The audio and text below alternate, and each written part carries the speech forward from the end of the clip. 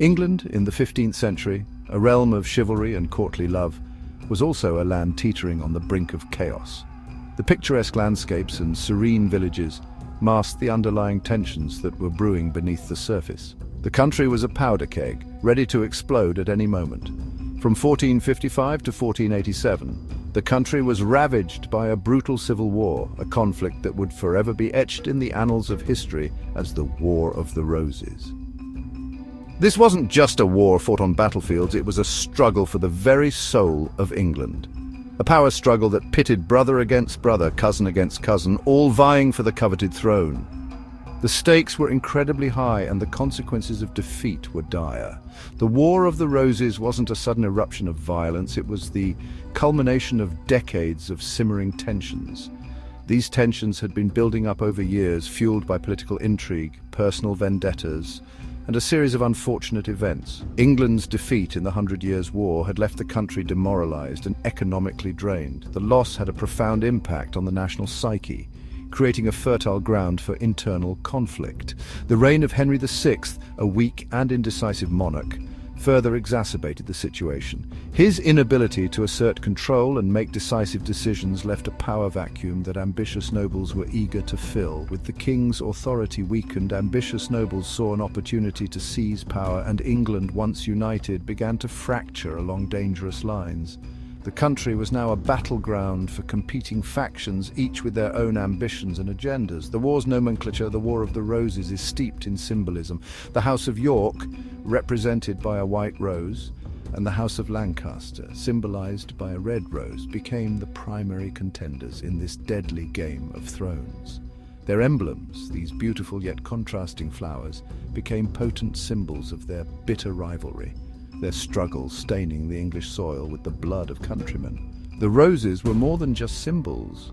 They were a representation of the deep-seated animosities that fueled the conflict. The significance of this conflict cannot be overstated. It was a turning point in English history, a period of profound upheaval that reshaped the political landscape, redefined the concept of monarchy, and ultimately paved the way for the rise of a new dynasty, the Tudors.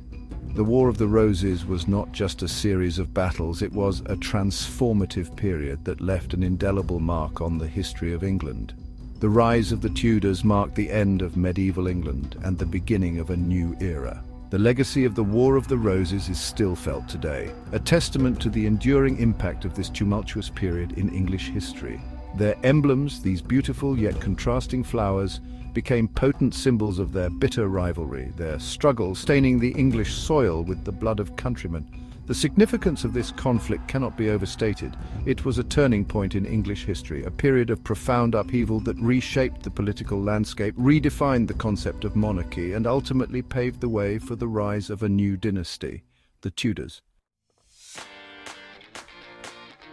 The roots of the conflict can be traced back to the reign of Edward III, a powerful king who had significantly expanded England's territories in France during the 100 Years' War. His military successes and territorial gains made him one of the most formidable monarchs of his time. However, his death in 1377 left a power vacuum that would have devastating consequences for his descendants. The stability he had brought to the kingdom began to unravel. Edward's grandson, Richard II, ascended the throne as a mere child, unprepared for the immense responsibilities of kingship. His reign was marred by political turmoil and ultimately cut short by his deposition in 1399. The kingdom was rife with discontent and rebellion. Enter Henry Bolingbroke, Duke of Lancaster, a man of great ambition and political acumen. He seized the throne as Henry IV, claiming it as his birthright. His bold move was seen by some as a necessary step to restore order. This act, though seemingly legitimate at the time, sowed the seeds of future conflict, as it bypassed the claim of Edmund Mortimer, Earl of March. Mortimer was descended from an older son of Edward III, and his exclusion from the line of succession created a lasting grievance.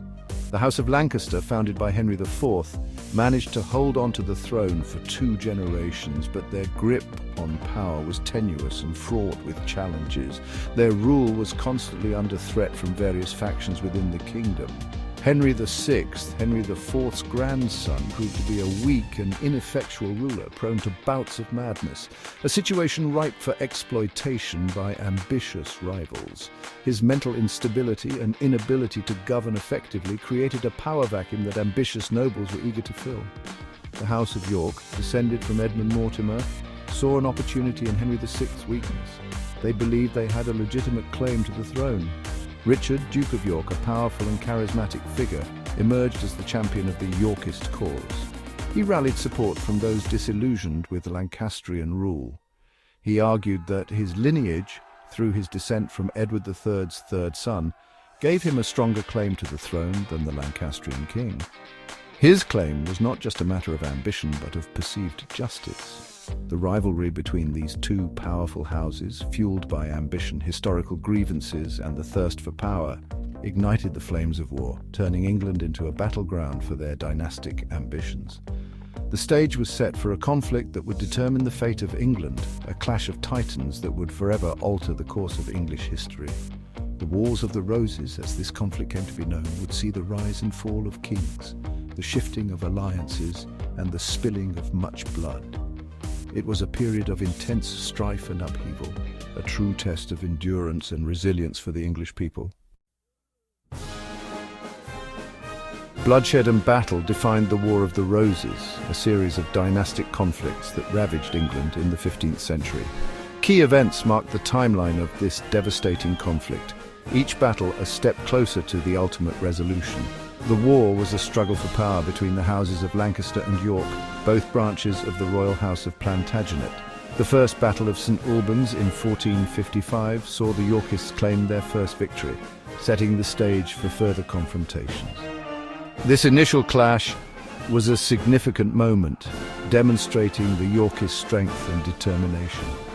The Battle of Wakefield in 1460 saw the death of Richard, Duke of York, a significant blow to the Yorkist cause. His death was a turning point, leading to a shift in leadership and strategy. However, his son Edward, Earl of March, would rise to continue the fight. Edward's leadership and military prowess would prove crucial in the battles to come. The Battle of Towton in 1461 was one of the largest and bloodiest battles, resulting in a decisive Yorkist victory and the crowning of Edward IV. This battle solidified Edward's claim to the throne and marked a significant shift in the war. The Lancastrians, however, were far from defeated, and the conflict continued with battles such as Barnet and Tewkesbury in 1471, solidifying Edward IV's reign. These battles were crucial in maintaining Yorkist control over the throne. The war reached its climax with the Battle of Bosworth Field in 1485, where Richard III, the last Yorkist king, was defeated by Henry Tudor, marking the end of the War of the Roses and the beginning of the Tudor dynasty. This battle was a decisive moment that changed the course of English history. The War of the Roses was a tumultuous period, a time of great strife and transformation. The conflict left England in a state of upheaval, but it also paved the way for significant changes.